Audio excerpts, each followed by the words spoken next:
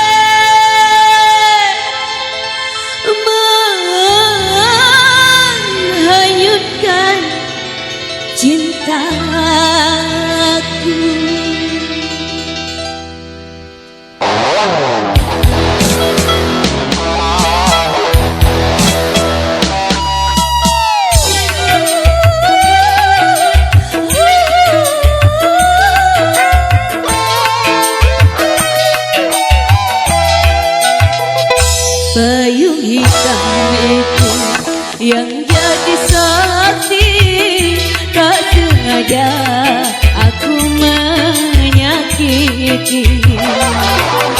Sering ku kirimkan surat padamu, namun tak satu pun terbalas. Mengapa?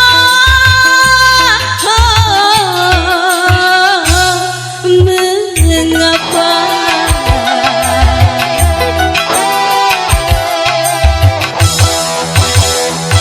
Terpaksa aku memetik bintang karena bulan telah tertutup awan.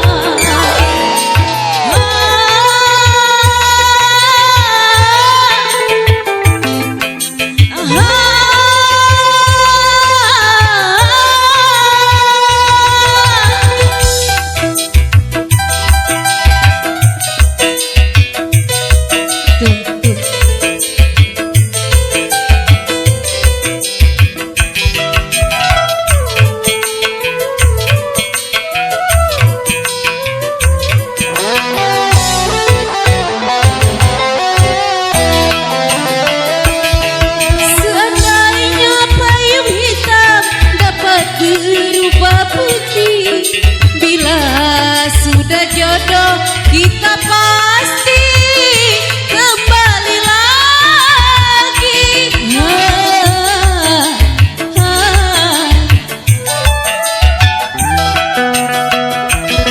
Cincin emas yang di tangan jangan engkau lepaskan. Bukti cinta yang dihasut orang.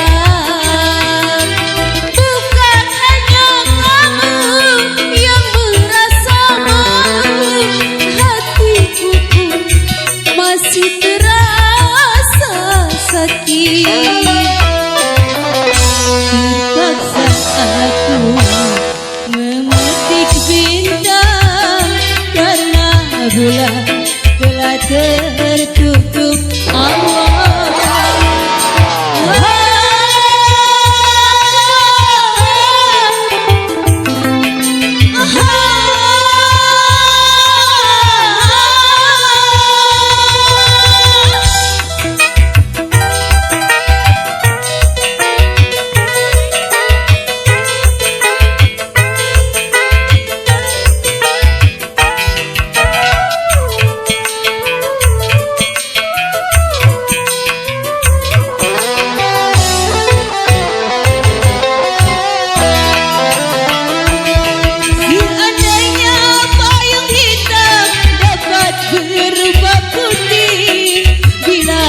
Sudah jodoh kita pasti kembali lagi.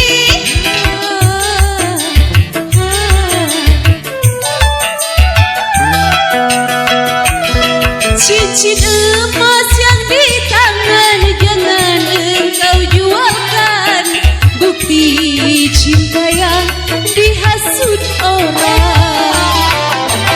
Bukan hanya kamu yang merasa malu, hatiku pun masih terasa sakit.